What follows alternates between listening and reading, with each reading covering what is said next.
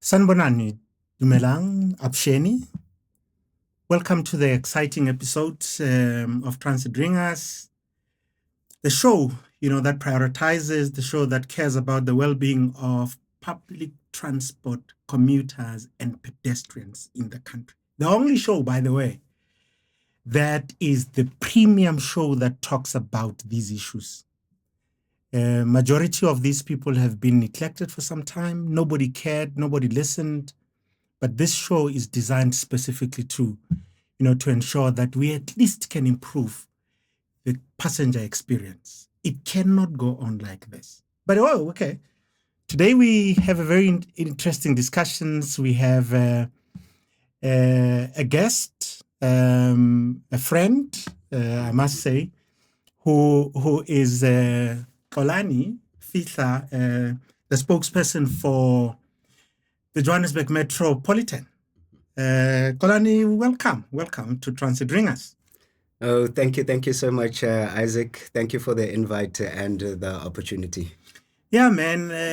It's been so we're a new show, and we're very pedantic about who we're bringing into our space, because we are specifically about public transport. Public transport is really centered by a lot of things. There's conflicts, there's regulations, there's that.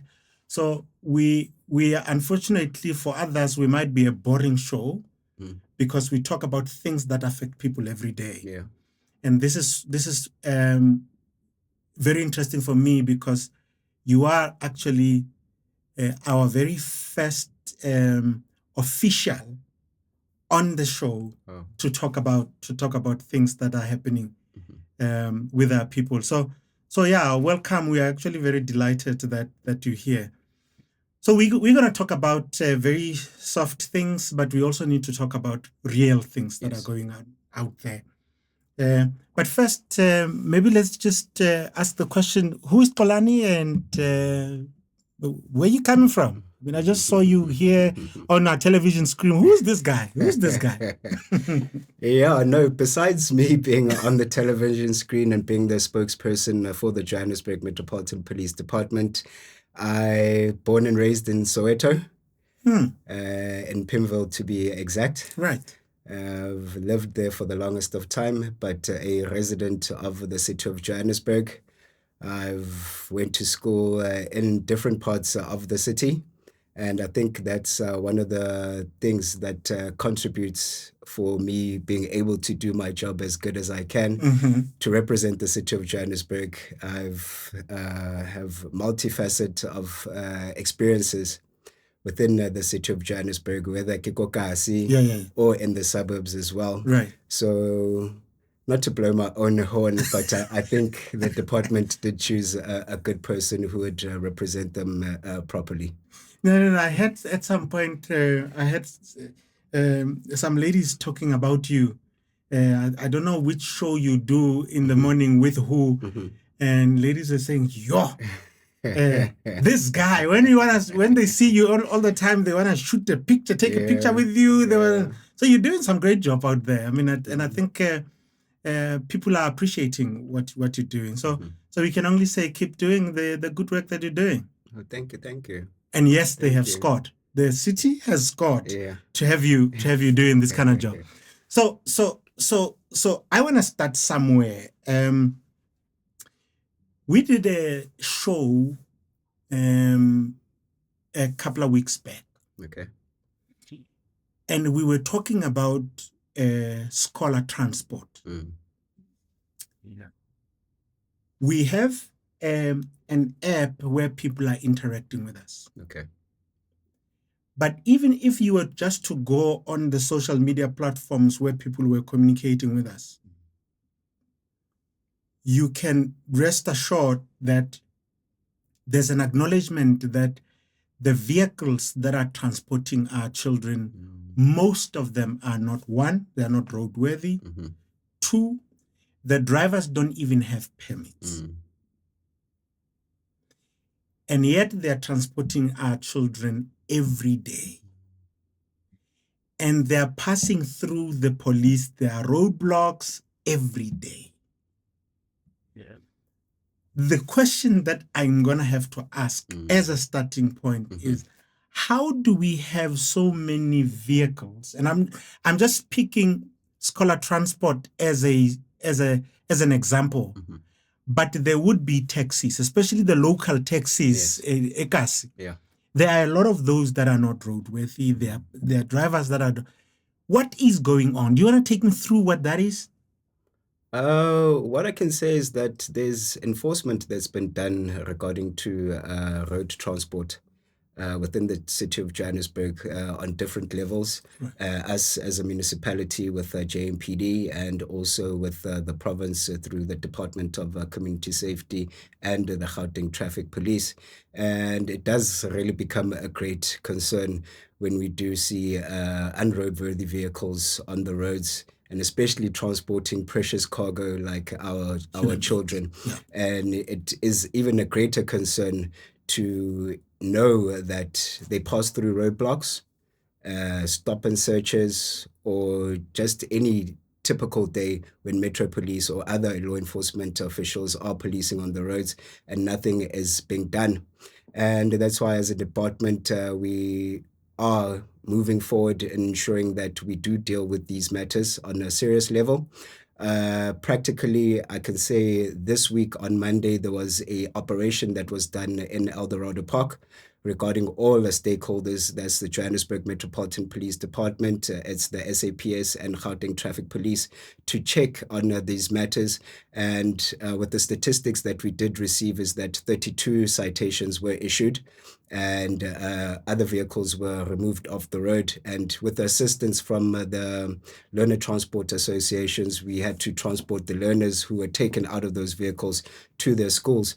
But it then, with the great concern, is that if they do pass through roadblocks, what is happening there? How do they pass through roadblocks? So then it becomes a question of, is there bribery or a broadcast or some type of thing that is happening? But when it does come to bribery, then it is a great concern, because as a department we have a zero tolerance towards that. It is a criminal offense, and that's why we have put in the mechanisms to ensure that there is public participation, because at the end of the day, it is the public who are using these vehicles. They're commuting from either going to work, coming back home, or going to school as well. And within the department, we have an internal affairs unit which investigates any misconduct that is done by our officers. And once any evidence or a complaint is put forward, then that unit will then investigate and find out what is happening. And whoever is the wrongdoer is then disciplinary processes are put into action. And if you are found guilty of corruption, then you will be dismissed from the department. But as I did mention, that an important thing is public participation from our residents. If we do receive those complaints, if we do receive those reports, then the department can take further action. But deeper than that, have to introspect as a department and as our officials. And within the internal affairs unit, we have a proactive unit, which then goes out and does ethical classes for our officers. And then it is expected, once you sign that you've been in the class, then it is expected that you have to act with morality and with integrity as well, to ensure that we do avoid these type of situations. So can we at least agree that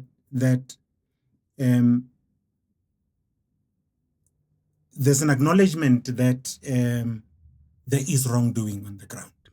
There is there's an acknowledgement. We can't run away from that, but we also then need to say the fact that you have vehicles that are transporting children every day.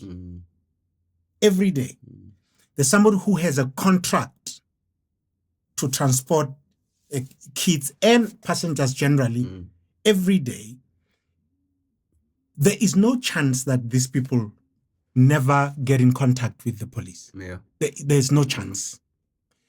And therefore, I don't know, maybe I should ask this question. Do you guys have, what are the chances as a motorist? What are the chances for me to, as a daily traveler, motorist, what are the chances of me being in contact or passing through an engagement with the police? Do we have that kind of stats or something like that? With the actual statistics, I wouldn't have that from the top of the head, but the chances of you being stopped either at a roadblock or at a roadside check, it is highly likely. Yeah. And especially with what we want to achieve as the Johannesburg Metropolitan Police Department, with high visibility on our roads, we know that police visibility is a deterrent for any wrongdoing that might or will happen within our society. And that is one of our biggest aspects, to make sure that there is visibility on our roads. So chances of you being stopped, they are highly likely. I know I've been interviewed before where a journalist has asked that why do Metro Police officers only stop these luxury vehicles, and especially in the areas of Sandton. And then I had to explain that it's not only luxury vehicles, we also stop tsona dikorokoro, but it's highly unlikely maybe you could find them in Sandton. But the chances are of you being stopped and having being checked within the city of Johannesburg is highly likely. Okay, so with that, because we can't say me as a motorist, it will be by luck that I engage or get in myself into a roadblock. It can't be like that. I need to know, because there are people who leave their homes and plan for bribery. There are people who travel and all they know that my vehicle is not, this is not right. I don't have a license. I don't. But they take some cash and put it in their pocket because they know that there is an officer. So I agree with you that yes, we are going to meet somewhere on the road, but I already know what my exit strategy is. And all I need to do is to keep some cash in my pocket. And in fact, it can't be 200 because once it's only 200, it's gone. Yeah. So time we cut maybe 50 rand, maybe 20 rand, whatever it is. So the motorists already know that. That's how we plan for you. And you fall exactly into that trap. Because the fact that you're seeing all of these vehicles there, it means that they would have interacted with the police officer and cold drink money would have been left. So there's a transaction here, but there's a psychological game plan that a motorist, there's a map that they put. People do that even if they go as far as Limpopo. They plan that here is the money that I'm going to use for. Is there hope? Maybe let me ask that. Is there hope? Because we now know what your weakness is. Your weakness is money. And for as long as your weakness is money, do you think when you're sitting on your own, will there be a change? Because your weakness remains the same. Are we hoping for something that is unattainable here? What do you think is going on here? Okay, in defense, firstly, of our officers, we have a lot of officers within the department who do great and wonderful things. So it is not a majority. Unfortunately, the bad apples then paint the whole department as being corrupt, if I should say so. And when it goes to that modus operandi as well, I'm like thinking there might be officers who also wake up in the morning and say, when I go out, I know when I stand at this spot, I'm going to stop a couple of cars, and with that, I'm going to get my lunch money or some other money to do whatever. I've got a target. I've got a target for the day. A target for the day. And what I'd like to give out to the residents of the city of Johannesburg, there is hope. Firstly, is for us to highlight this systematic problem. We know that corruption, not only within the city and police, but throughout the country, it is systematic, and it has been a great challenge. But for us to firstly highlight the problem and have an introspection that we do have these problems within our own house, but then taking steps of making sure that firstly highlighting, secondly educating members of the public on how to be alert, but also how to report as well. But thirdly, then taking a tough stance against whoever is doing these illegal activities, that they are brought to book and they are removed from the system. So I'd like to think that there is hope going forward, but it needs a lot of public participation. As you did say, that there are members of the public who plan, and on my side, I should think that there are our officers who also want to plan. So if we can eradicate that, if you get a ticket, take your ticket, pay it. We've got many options, and especially with the system that we are using at the present moment with the ARTO system within the city of Johannesburg and in Tshwane. If you pay your ticket within 32 days, you get a 50% discount. You've also got a lot of administration of elective options. If you haven't received your ticket through registered mail, then you can dispute that. So we are encouraging people to take the right course, take the right path, and if there's both parties that come together, then I think there'll be a greater change of us eliminating this problem. But with us doing that, not only education, but tough enforcement, and ensuring that we do show the public that action has been taken and those who are doing wrong are then removed from the system. No, thanks for that. I think this should come from me to the officers out there, to say to them, anytime when you see someone taking money out of their pocket and giving it to you, you should know that they have planned it for you. And you should know that they know, regardless of who you are, they know that your weakness is money. And they have prepared exactly what you're weak on to give to you so that you can overlook the things that you're supposed to check. So taking the money is not strength. It is actually weakness. It's a weakness, yes. So be mindful as an officer, and I'm not talking JMPD only, I'm talking all. I'm talking all public officials. That every time when you see that, you should know that we already know so much about you as officers, that the credibility that you're supposed to be holding out there in public, we already know that you don't have it. We already know that you don't deserve. In fact, we have actually come to a place where we actually have dictated what you deserve. Because if I change 200 rand into 20 rands, I know what your value is. And it's not that expensive. And you are not that expensive. You are not that expensive. And if we can go by, continue to break the law at the cost of 20, 50 rand, is this where we are as a country? It is an important thing, because I wanted to bring this up with you to say that there are people who are gloating. There are officers that are gloating. They think they're living large. In actual fact, when they go out there and they're flashing all what they have and have obtained illegally, we know that's a sign of weakness. So it also has to do with, confidence, self-esteem, because actually it means that the problem is deeper than what we see. So my challenge to you is that when you go back, make the officers aware that we now have put a price on what you are valued.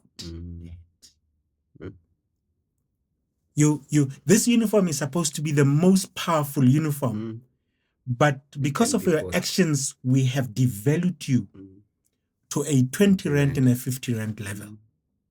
That's who you are.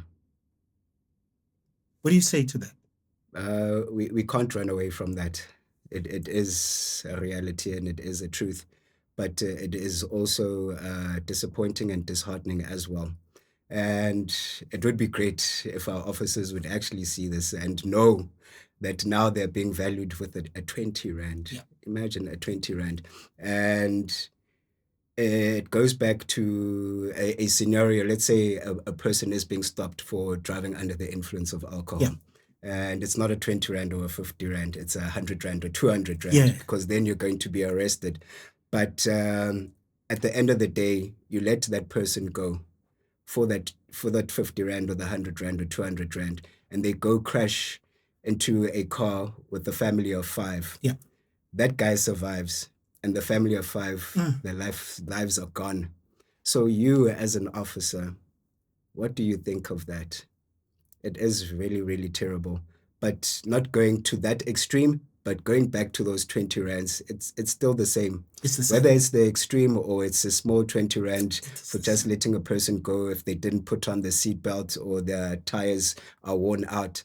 It's the same. And it goes back to psychology, as you did say, the psychology of a police officer and your self-esteem and things like that. And for you to maintain the type of lifestyle that you want to live, and you think that I'd rather take the 20 Rands or the 50 Rands, or even worse, then link up with the syndicates. We have found that in other instances, officers are then arrested where they are in big syndicates. Yeah. And I think our officers need to change their mentalities. But as I did say, that it's not all officers, but with the public perception and the public trust, it's totally gone when it comes to law enforcement. And we need to change our mindsets as police officers to ensure that, firstly, changing that mindset and public trust. Things that happen in the community are seen by the community. And when something happens, then they'd rather say, aye, what's the point of us reporting? Because when this police officer comes, they'll interact with this criminal or whatever, they'll give them something and nothing is being done. Yes. And then it goes back to the systematic rot that we find ourselves in within the country. So it is important for our officials to change that mindset, to think forward, not for now, but for the future. Uguti, it's not only for me, but for my children and their children's children as well, for our country to succeed going forward. We've found that because of the problems in the Department of Transport, a unit or a division that's responsible for issuing professional driver's permits, Okay. that there's a big backlog. Okay. As a result, other than unroadworthy vehicles or many others, there's also a huge number of drivers that are, transporting passengers without permits. And this goes to Uber, it goes to the minibus taxis, it goes scholar transport. You would assume that an Uber driver has got their papers. Yeah. They don't, and you guys know it. Yeah. As a result, as we speak now, there are Uber drivers who will not even go to the airport. Okay.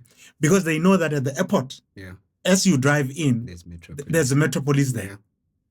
There are Uber drivers that are not taking trips to Pretoria because Pretoria is a no-go area.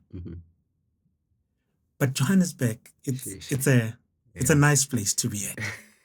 This is where money. This is the city of gold. The city of gold. Yeah. I'm deliberately bringing these issues up because I want to show you how deep this thing is. Yeah. But also bring you, to realize what motorists do to plan around you.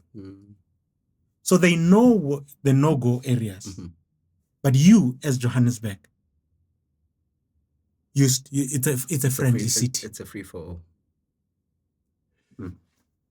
So So my brother, when you go back, Mm-hmm.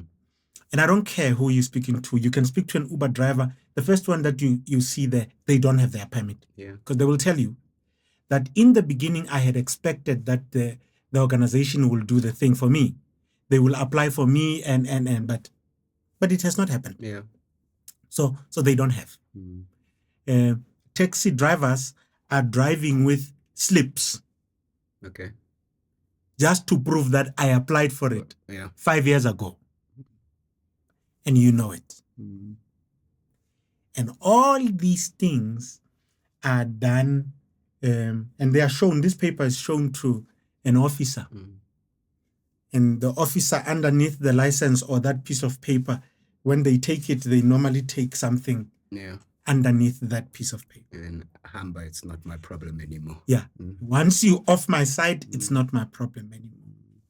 I'm going to put it to you that you guys as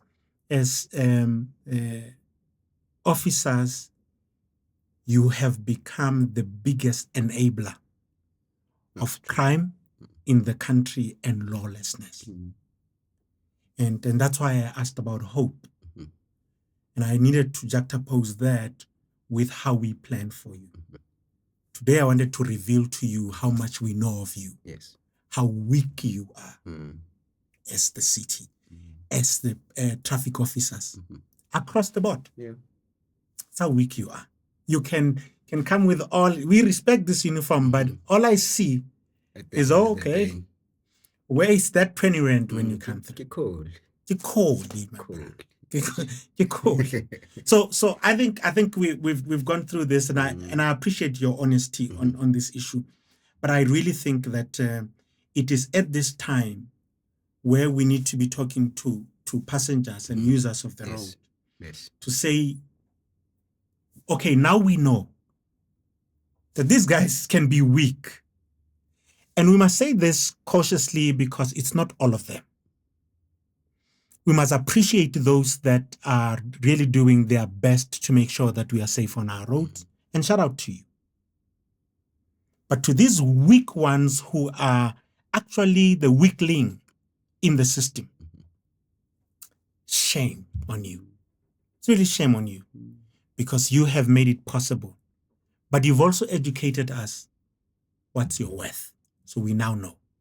So we'll leave that and say to passengers, anytime and every time when you see these things happening, if you have the ability, by the way, they become very violent. So you can't take a picture because they will even kill you.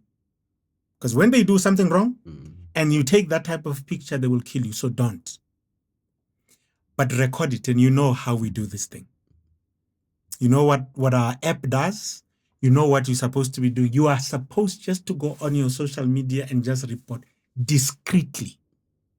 Nobody would ever know that what you saw happened where we would know. You know how we relate. But we can no longer allow these things because that's how people are dying. 15,000 people or so per annum dying on our roads. They die because somebody has made it possible for this to happen. Yeah. So I'm going to leave that segment and move to something very important. That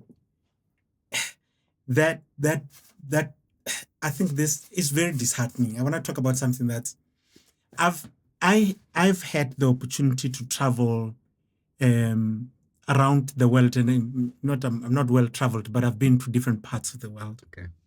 I've seen different economies developing, but there's something that always strikes me when I get to the airport. Okay. Airport is a national key point. It's a national key point. I don't know what's the classification. Is it because Xolani and Elon Musk? Yeah. I don't know. Yeah. And the mayor and the minister. Is that what it is? Yeah. But Baragwanath, the taxi rank in Bara, is the biggest rank, bigger than Cape Town International and OR Tambo combined. Wow. Both. Both of them combined. In terms of foot traffic, Yes. Bara is the biggest. But the level of investment at the airport and Bara is not the same. I want to start here. I know that is not your competency, but I'm going somewhere with this. Okay. Is it because it's black people that are using taxi ranks? Is it because they are poor? Because public transport is a mode of the poor? Even when the numbers say completely something from the same Department of Transport that is investing in these kind of facilities. Why do you think, and I know that it could be a dangerous terrain for you, but I'm going to ask this question as an official to say that, how is it that there will be these differences in terms of investment? Firstly, as you did say, it's not my competency. So this is just generally from what I think. And it goes back to when you started of it being a national key point and who uses these facilities. Yeah. And I think it'll go back to that point, or how important are our people. And we have to classify them and put them in boxes. In this box, we'll invest more, and in this box, but they'll see how they work it out. But I think within the city of Johannesburg, through the leadership of the executive mayor, taking a tough stance of making sure that these transportation hubs are friendly and they are safe for all our commuters to use. For one, there's a new transportation hub that's been built. It's not operating as yet. It's the Johannesburg International Transportation Center, which is just off Harrison Street within the Johannesburg CBD. I think once that is opened, then we'll see better movement for commuters and all the transport operators. But with the investment, I think the city wants to put into these places, will make sure that they are of high class. But secondly, is that the commuter experience is of the best. And once I'm saying that, it's not only through the actual transportation modes with the taxis being roadworthy or driver behavior as well, but looking at legalities with the illegal activities happening within those centers, whether it be counterfeit goods, whether it be drugs that have been transported or sold in these areas. And then that becomes an onus to us as a city, and particularly us as law enforcement, that we put in more energy in making sure that these places are firstly safe for our commuters, and then the city will then be able to make sure that they invest better. Is that a wish? It's a wishful thinking, because you've been doing this for some time. Yeah. You and I can go to Bree now. Yeah.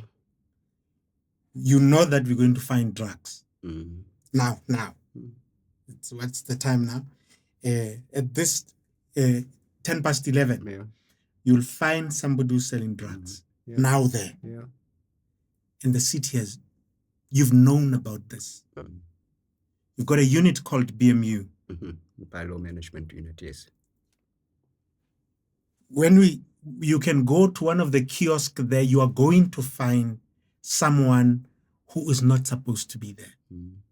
And I've seen this attempt by the executive mayor, I think about a week or so ago.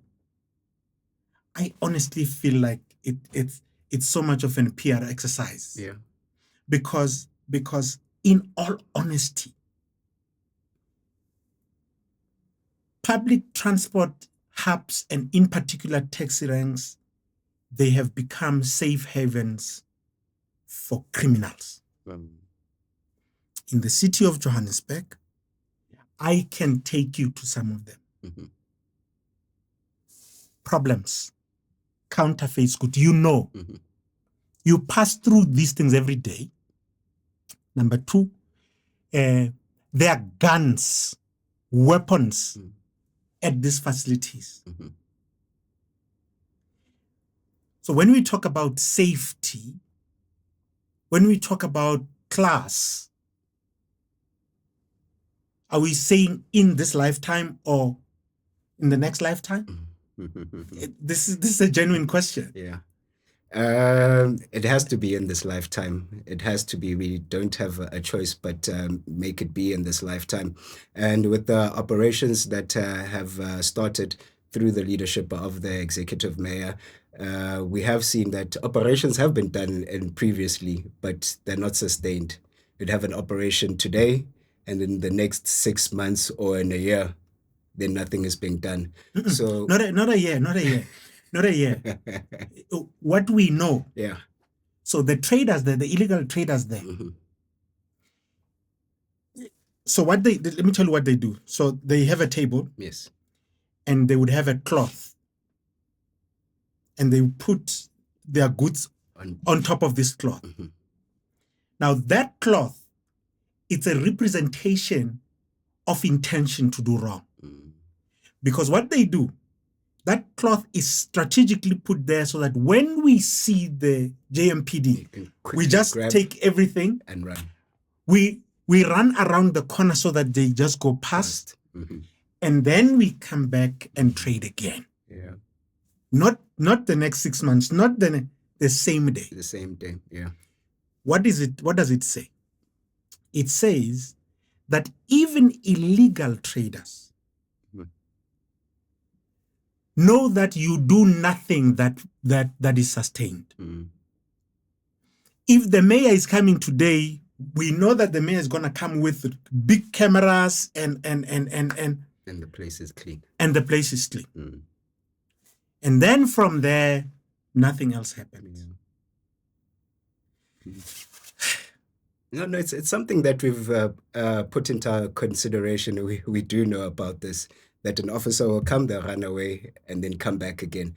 And that's why we want to put in sustainable methods of making sure that we do deal with it. So on a daily basis, I can tell you now, at this present moment, that we've got officers within the Johannesburg CBD dealing with illegal trading or any illegal activities that are happening.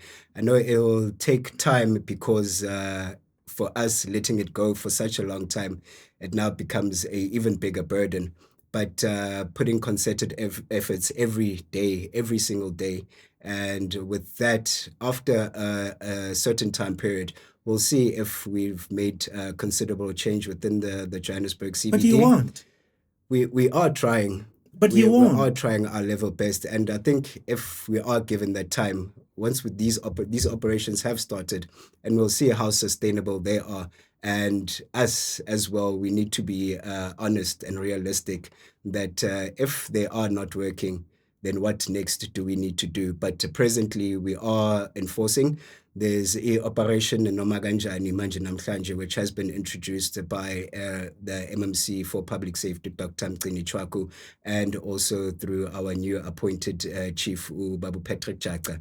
So these operations are continuing, and hopefully we do see the light of day at the end of the day. But one of our biggest challenges as well, it goes back to the human rights activists as well, who are a great challenge within the city of Johannesburg. And we understand that there are constitutional rights when people have to do whatever they need to do. But the law is the law, and we need to enforce it. What I can tell you, and a nice example, when we started with the mayor's accelerated operations, there was a building that was raided, and it was found to be non-compliant. It was immediately closed off and sealed off. And the owners and the occupants then went to court. And unfortunately, the court order was then, we need to open that building for them to firstly either resume their business, but also make sure that they are compliant. So I think there needs to be some sort of synergy and relationships when it comes to law enforcement, the city, and also the courts as well, to make sure that even if we are following the lines of the Constitution, but the law is being upheld at the end of the day. This is for me. It's a self-inflicted kind of pain. Yeah. Because if you allow it to start, and you want to change it, you are exposing yourself legally. Okay? Yeah. Because we don't have an effective way of preventing these things from happening, you are always going to land in this problem. Yeah. So the problem is not the NGOs, is the effectiveness of the officials to say that once you know, so now there's a pattern. You know that for you to remove people out of a building, the order is going, because there's precedence, the order is going to be that give them an alternative, and you don't have. Yeah. So the first thing that you do is to avoid having that kind of thing happening. Yeah. And there are lines, there are boundaries within which you can do that. They say that if you allow a person to be there for 7 days, a month, whatever it is, you know that you're going to have a problem. Yeah. It's exactly the same as the pedestrian crossing because of the informal settlement. Yeah. Okay? Yeah, that's so true. All of the problems we have, you guys have allowed and you have created. So and then you want to continue do the same things. You know that you don't have enough manpower. You have BMU that probably has 1,000 or less people to administer and monitor a city as big as Johannesburg. You're not going to win. Yeah, that's true. So you can accelerate programs, you can accelerate operations. You know what the results are going to be. It's the same. Is it not time to look into other methods? Artificial intelligence. An example, at the border, South Africa deployed soldiers, police, and BMA. Okay. And then BMA realized that this has been done over the years. They did something this past festive season. Yeah. Deployed drones. Okay. And cut that problem by half. You are sitting there doing the same thing, but expecting different results. Different result. Those who know, they say it's madness. Yeah, no, that's borderline too. You know what I'm saying? Yeah. So I am saying to you, we have serious problems that have been created by you guys. Now you're reacting to them and you are on the back foot. Yeah. Is it not time that we change this? Yeah. And I'm going to say, with all humanity, I think that the city has let us down. Okay. It is for the president to come here and make a pronouncement about the city of Johannesburg in its dilapidated state. And now we're trying to clutch on straws and running around and trying to make it look like we are busy with something, but continuing to do the same things. Yeah, no, that's true. That is a true reflection. And as a city, as a department, we have to look into other methods, as you did mention with the border, that they are using now technology. And it is important for us to go in that line as well. And it also goes back to our previous segment as well, how to deal with corruption and bribery. The use of technology then would be great, like body cams. Yeah. That will definitely eliminate the thought from our official, but also vindicate them as well if then something is being done wrong. Yeah. So it is avenues that we need to look into as a department and as a city to make sure that we do effectively eradicate all the wrong that's been done, but also bringing in a new dawn for the city of Johannesburg. Because I think Xolani, in all fairness, South Africa will never have enough traffic officers to man all our roads. Yeah. Whether we decide now or later, technology is the only way to help us deal with these problems. Yeah. Similarly, the city of Johannesburg, you can't employ you can't employ enough people. You will not have enough budget to do that. Yeah, you don't. It would be impossible. So instead of the optics, and it's good. It's good when the executive mayor goes out there and I'm looking at this guy and thinking, what are you on? Because there's no result that will come out of that. I promise you. Yeah. I did, and we're gonna do this with the team, and I'm gonna show this to you guys. Okay. That every time after you guys have done this operation, we'll go after you. Okay. And show you what the results are. We wanna do this out of courtesy, just to show you that unless you do something different, you're going to get the same results. Yeah. And don't sell it as if it's something new. It is not. So to the executive mayor, I think you're doing well for optics, but nothing for reality. You're doing nothing to change what the status quo is. And I appreciate your position. You're a spokesperson. Your responsibility is to uphold the image. But this image is non-existent. Okay. And we can argue it whichever way you want. Yeah, but reality is that we are in the same position. But I appreciate the fact that you came through. I want to say that there are facilities. The mayor said, I think he was outside MTN. Okay. He said that the structure, there's no integrity. Guys, do you want people to die? What are you up to? Yeah, no, it's scary. It's scary. And when it comes from number one citizen of the city of Johannesburg, that means it is a reality. And coming from the number one citizen of the country, it is a definite reality. And we need to do something as quick as possible before we do have a disaster. There's disasters that have happened within the city. We know that there was the Bree Street explosion of the street. We had the Marshalltown fire as well. And looking closely at it, it's things that could have been prevented if we enforced better, if all the departments, as we are working now together, if we have done that in the past, making sure that there is an interlink between all the departments within the city of Johannesburg and an interlink with the province and national as well. And those are the type of initiatives that have been put in. But as you are saying, that we need to look at other avenues as well to make sure that whatever enforcement that is being done, it has been done proper and there are better results. So maybe my final question is, if something undesirable happens with MTN,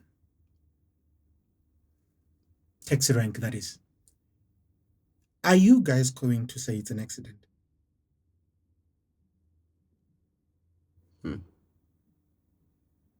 Yeah, if the executive mayor says there's no structural integrity, then it could have been something that's prevented.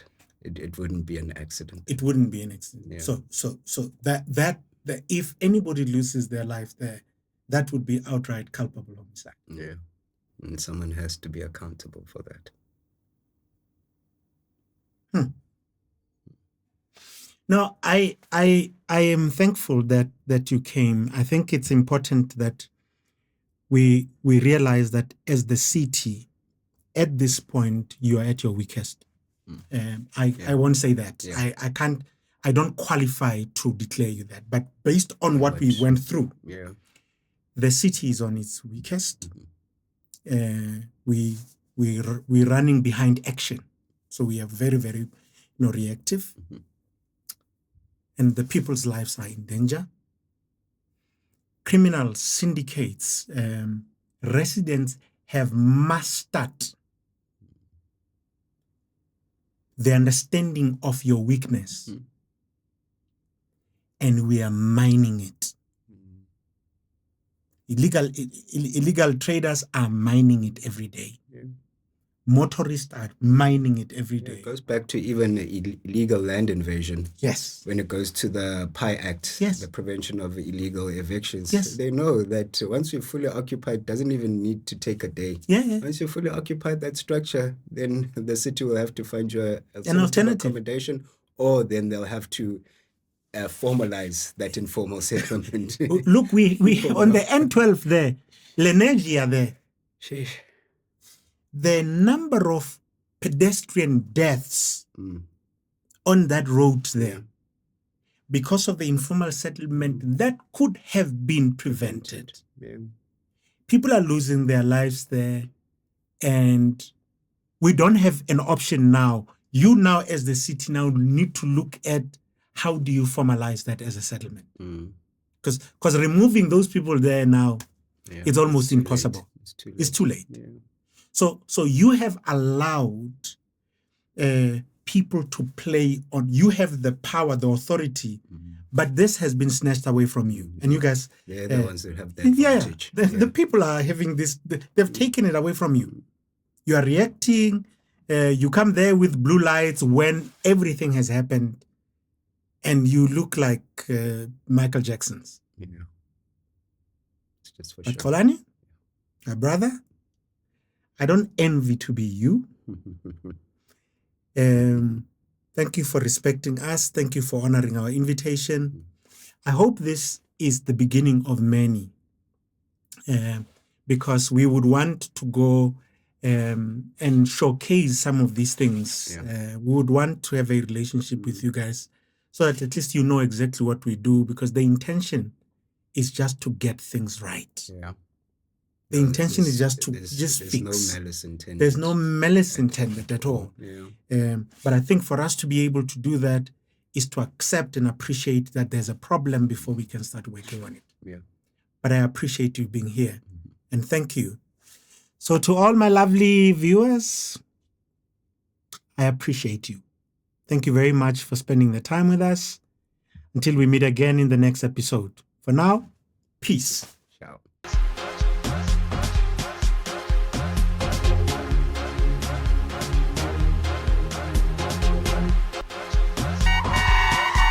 Yo, en het rijden.